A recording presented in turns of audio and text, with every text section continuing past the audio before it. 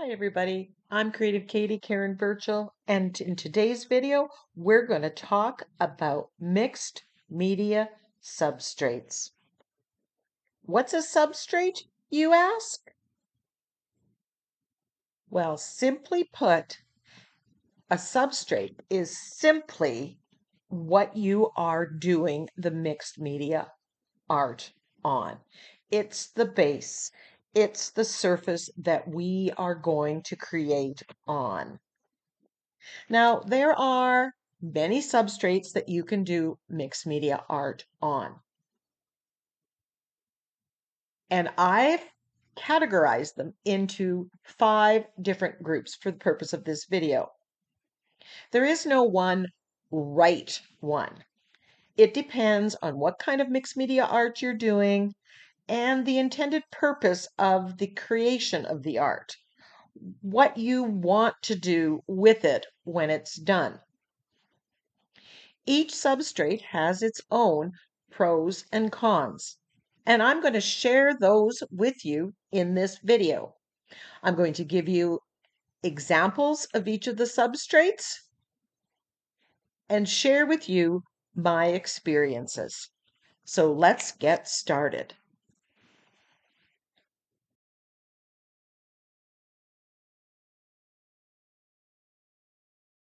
Paper, paper, paper. Now this is the substrate that I probably do 95% of my art journaling, my mixed media on.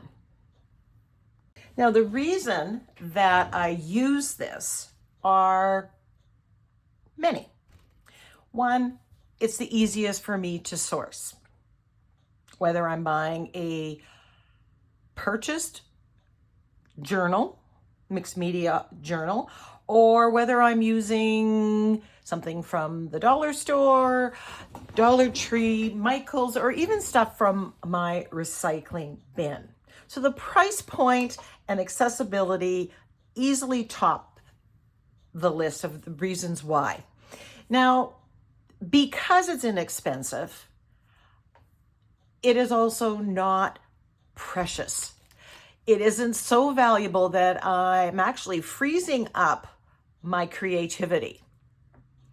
If you are working on some of the other substrates, because if you have spent money on that, sometimes for me and maybe you, it locks you. You're so afraid of making a mistake, of wasting the money you spent, that your creativity is stunted, or you're not creating, and basically you've bought these materials and supplies, these substrates, and they just sit on a shelf. So having a low price point where I know I can get more easily is key. The other thing is working on paper in whatever form that you see here, and we're going to talk more about each of these to give you an idea, but they are very storage friendly. Think about it. If you create daily, or even just once a week, you create one mixed media art form. That is 52 pieces of art. Where will you keep them? Where do you store them? If they are paper, they are easily stored. In fact,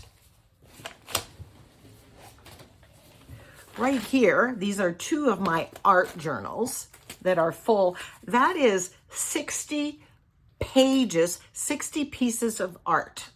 And while they do take up room and I display them in my studio, they do not take up as much room as 60 canvases. Back to the point I made about it not being precious. I use my mixed media on paper in whatever form. This is my playground. This is where I try techniques, explore things. This is where I allow myself to make mistakes. And then if I make a page that I love, that I would like to gift someone or hang in my own home, I can then take the learning that I did and duplicate that on one of the other more expensive substrates. Now, the downside of paper is depending on the mixed media art that you do and what you're adding. If you are keeping to modeling paste, collage papers, a little bit of lace, drywall tape, the paper products will handle that. If you are adding embellishments, jewelry, 3D things, the other substrates are more suitable for it. The other downside of paper is it's very difficult to display, to hang. Now, I take my art journals and I display them in my studio as part of the art. And then I can flip through the pages and display one of the pages. And I put them on these plate racks that I got from Michael's, and I display them in my art room. But it's not very formal for display, so that is a downside. Yes, you can cut this out and have it framed, but framing is expensive. So let's talk about some of the different paper products that you can use to do your mixed media art on. You can buy mixed media or watercolor journals, pre-made, purchased journals. Now, there are some by certain designers that have all sorts of different papers in them and specialty products in them, and I find that price point a little bit more than I want to spend. What I use the Canson Mixed Media 98-pound art journals.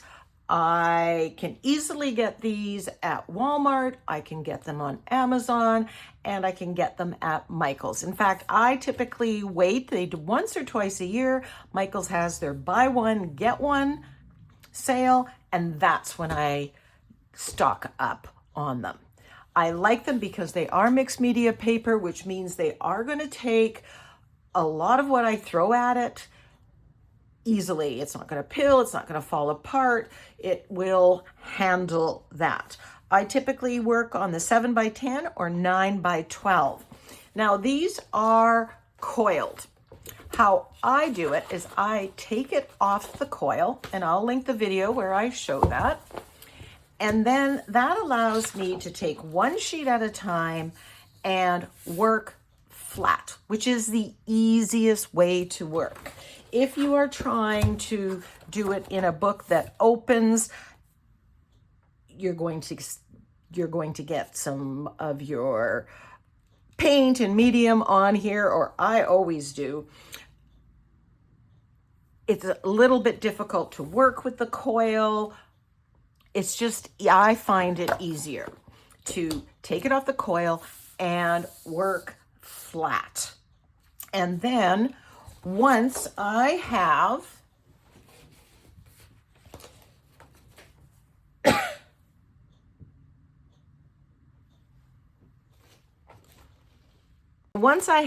about 40 pieces, I do some mixed media on the cover.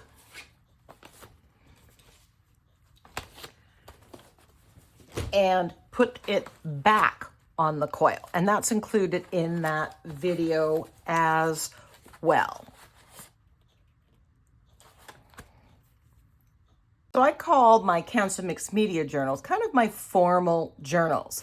But if you can't access those, or that is a price point that you're not willing to spend, then you can create your own journal using a dollar store composition book, either a large one or a small one. Now, there is a process that you have to go through, taking out some pages, gluing pages together, gessoing it to get it to the point that you can do your mixed media work on. It will take the modeling paste and the wet medium that you're going to do, and I'll link that video for you. But it gives you an option of, you know, allowing you to make a journal at a price point that is relatively inexpensive. These composition books, both big and small, dollar store, Dollar Tree, Walmart has them for a little bit higher price point, but still within reason. You can also, if you want bulk amounts, if you're going through a lot, Amazon, check that out. So you can, you know, create art journals in there. I love using these for more exploration. This is where I do my prompt journal. This is where I do my accidental art journal, where I use leftover paint, and then once the page gets to a point, I may finish it. But all those leftovers, the leftover modeling paste, are the beginnings of all these pages. Just have those at the ready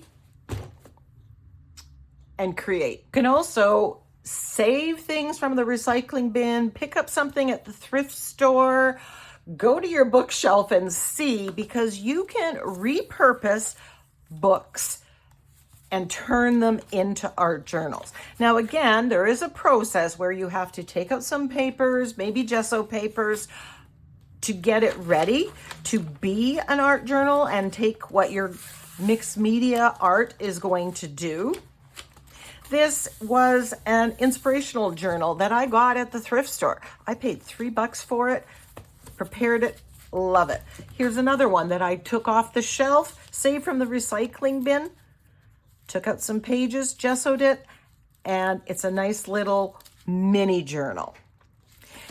When you're looking for books to use, if you don't want to glue them together, look for pages that are fairly smooth and have some weight to them. Recipe binders and those recipe cards, they make great DIY art journals, as do happy planners that you've already used up. A coat of gesso and you have an art journal. You can do your mixed media on cards and turn your art into usable, functional art that you can then mail away to family and friends. Now, you can buy mixed media cards. They're a little heavier. You could use watercolor cards, again, that are heavier. These mixed media cards from the Crafter's Workshop, the 6x6 shape, I love. But you don't have to limit yourself to the heavier weight cards. I've used card bases that I've bought at Michael's, and they handle easily as well. Now, another use for those cards, if you want, you can turn those card bases and use them in a DIY journal. Now, this journal cover I created using a cereal box, but here are the 6x6 ones, cards that I've just put in here, and then I am turning that into an art journal. Here are some 5x7 ones.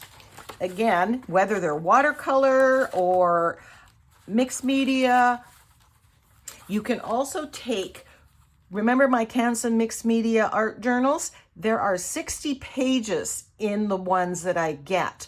When I rebind them, it has 30 or 40. That leaves 20 pages, 30 pages that I can cut and use in this kind of journal. So nothing goes to waste.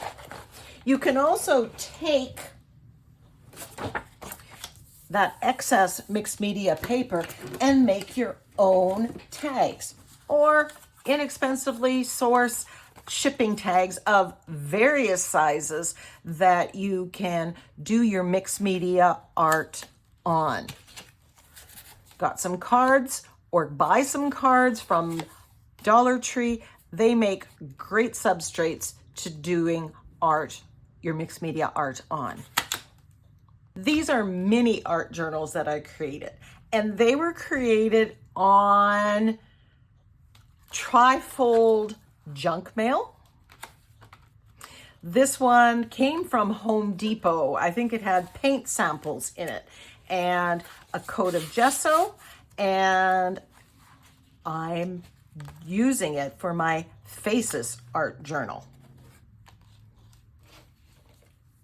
Going on a trip, don't throw out the attraction information site. These make great, interesting size journal. Again, a coat of gesso and you're in town. The centers of CDs. We've taken all our CDs and kind of gotten rid of them over the years, but I grabbed these papers. Nice little theme mini journals. These 3 mini journals are created using gel prints. Now, I create my gel prints on regular copy paper, and a lot of it is recycled copy paper that I sourced and got out of the recycling bin. But once you put layers of paint on it with the gel plate, you won't even notice that, or it just adds some texture.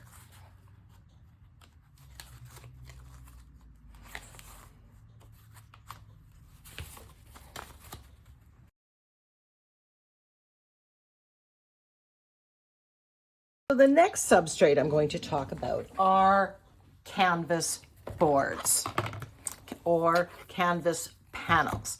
And these make great substrates because, like paper, they are relatively inexpensive. You can find them in a lot of different places: Dollar Tree, Dollarama, Michael's, Amazon, etc. So they're easily sourced. They come in a variety of sizes, and they give you a sturdy surface to work on. We're going to talk about canvases. That's the next substrate. But unlike canvases, you're working on a sturdy, hard, rigid surface where you can work flat. And so if you are a beginner or you want to make life just a little bit easier for yourself, working on canvas boards or canvas panels as opposed to canvas can make your life a little bit easier, especially if you're stamping or stenciling, because this, you're working flat and it's solid. So you're less likely to make mistakes or have a negative outcome. So we have, I think, 2, 4, 6, 8, 10 canvas boards here, 8 by 10 canvas boards.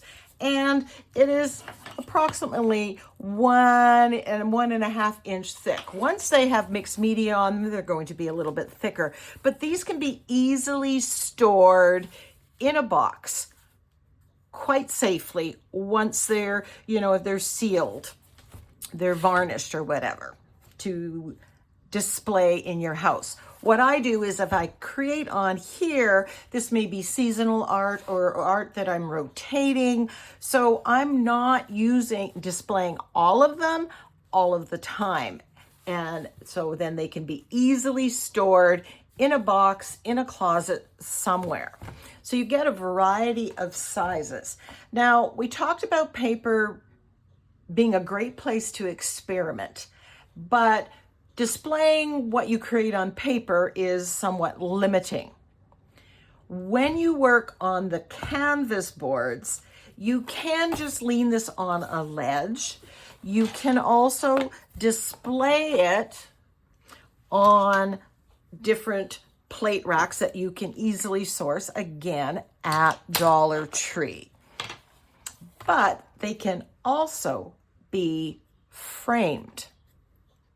So here's an example of 11 by 14 canvas board that I did some mixed media art on. Here is an 8 by 10. This one is that random shape I got at Dollar Tree, and I love displaying this on my plate rack. It sits on top of my bread box turned coffee station. And these 4 by 4 are actually magnets that I got at Dollar Tree.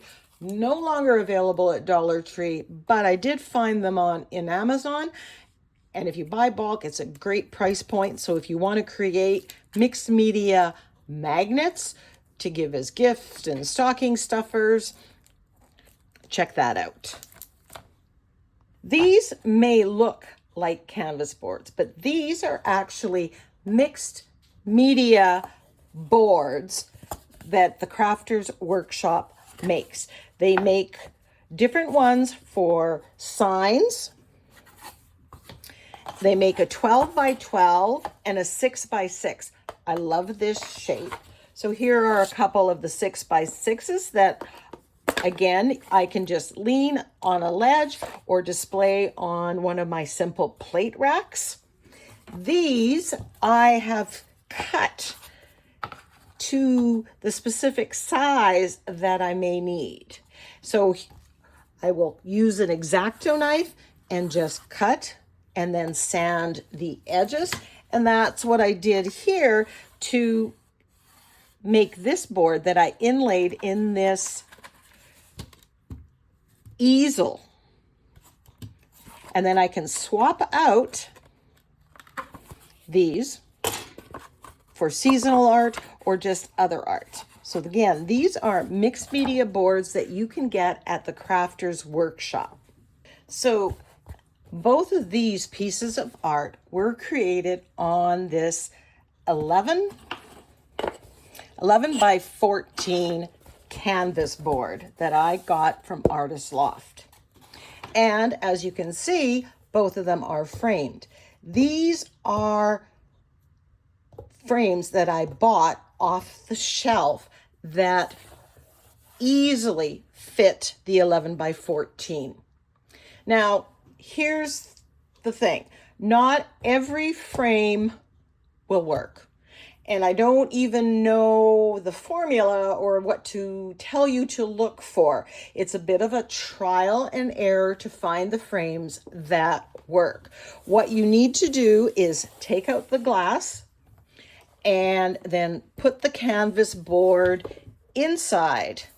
Take out any of the foam and then the backing's there and it's just wired. But as you can see, these make perfect wall hangings once they're framed. So again, the advantage of the canvas board over paper is the ease of framing it, especially in common sizes, the 8 by 10, 11 by 14. There is another way, pretty foolproof way of framing your canvas board mixed media art, and they are called format frames. And I'm just going to grab this. A format frame, it comes with plexiglass or acrylic or real glass in it. Again, you are going to take that out. You are not going to frame your mixed media art with the glass. You can use that as a paint palette. You can recycle it in whatever fashion. But this is simply plastic. Not really expensive. You can get them on Amazon. I've also seen them at Michael's. So once you take out the glass, what you are going to do is just snap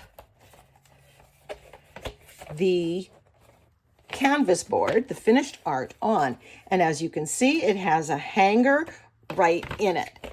It gives a little bit of a frame and just elevates the canvas board into something that you can, you can still display it on a plate rack or hang on the wall.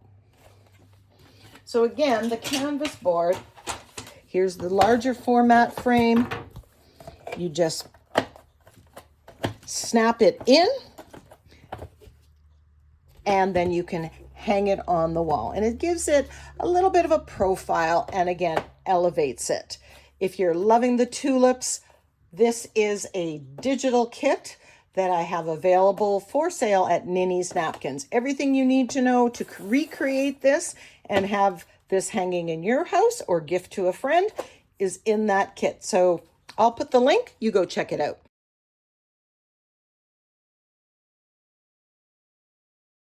So the next substrate is stretched canvas.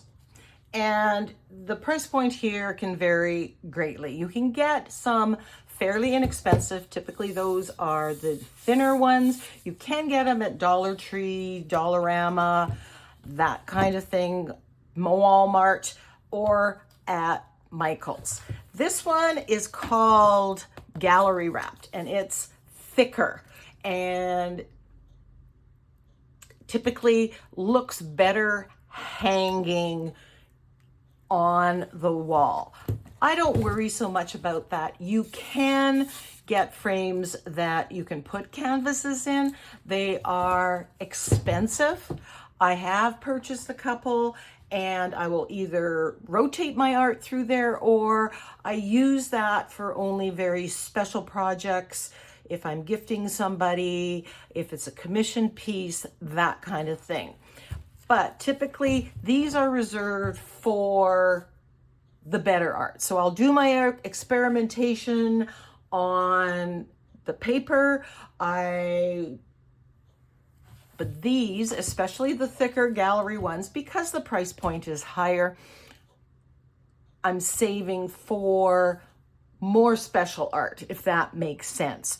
When you start to create on this, that might freeze you creatively, because you have spent money, and what if you make a mistake? Truth be told, you can take a canvas. This one was an old canvas that I was teaching a class. I gave it a coat of gesso. Now it has some modeling paste on it, and you can reuse it. So you need to let go of the fear, because if you leave it sitting in your closet and you're not using it, it's no better than wasting it. So use what you have. Now, the problem that I have with these, aside from the price point and that it might freeze up your creativity, is that they are flexible.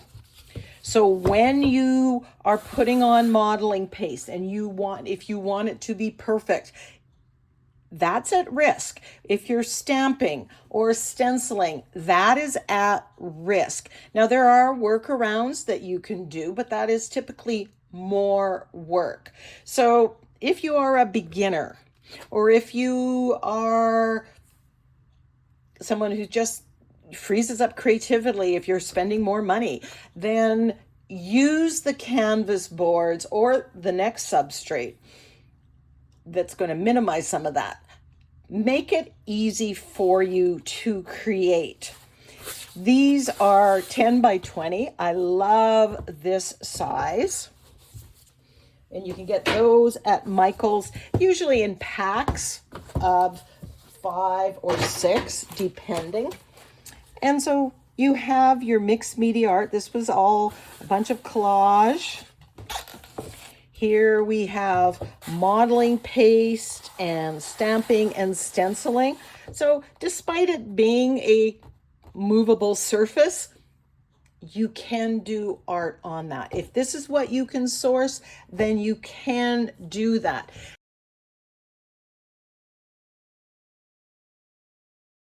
This substrate are cradled wooden panels. So you have a wooden panel that has basically a frame attached to the back. Now, the advantage of these is you are working on a hard surface. So these are easier to work on than the stretched canvas. And you have a profile, the size, which I like to do my mixed media stuff on as well. As you can see, they come in a lot of different sizes, and I have sourced these. Some of them have come from an art store. Some have come from the Dollar Tree, Dollarama, Michael's. Keep an eye open for wooden frames like this. I typically give it a coat of gesso, and then I can do my mixed media magic on them. If you go online, typically the price point of these is higher. So, but this, I would save this again for something that you are going to gift somebody, where you know where it's going. This isn't a place that I'm going to necessarily experiment. The nice part of these is you can do it on the flat surface, or you can work inside, and I'm going to show you examples of both. And you can do the mixed media all over. This allows some 3D kind of diorama look to it. You can wire this up and hang it. This one came with a hanger. I'll be getting rid of the jute. So walk through Dollar Tree, walk through Michael's, and see what you can find. So here's a couple examples of the wooden cradle done on the top side with the mixed media. There's modeling paste and napkins and stenciling. And I love working on the outside as well. So this way, these are done reverse panel. Instead of working on the flat surface, I've put it in there and it kind of frames itself. And these can just stand and be added to a display for Easter, for Christmas.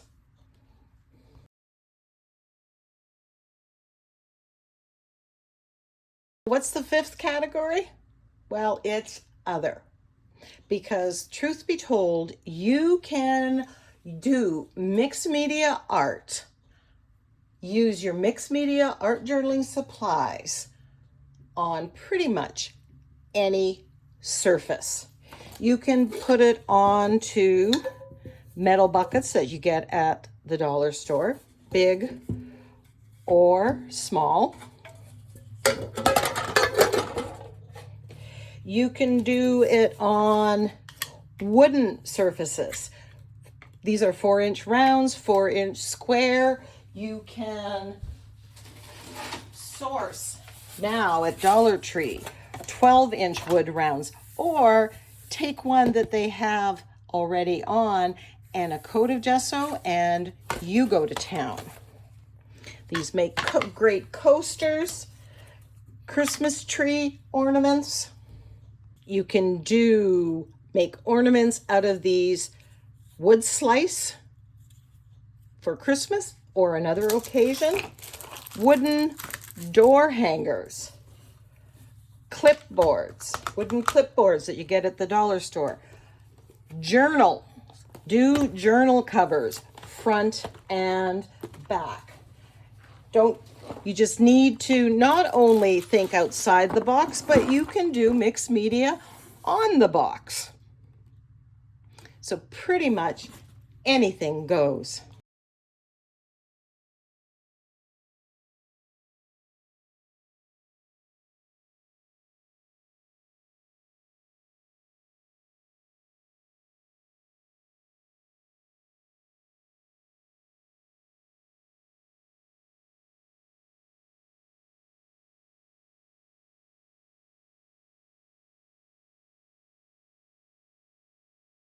So what substrate are you going to do your mixed media on? Be sure to let me know in the comment section below. Until next time, go get creative.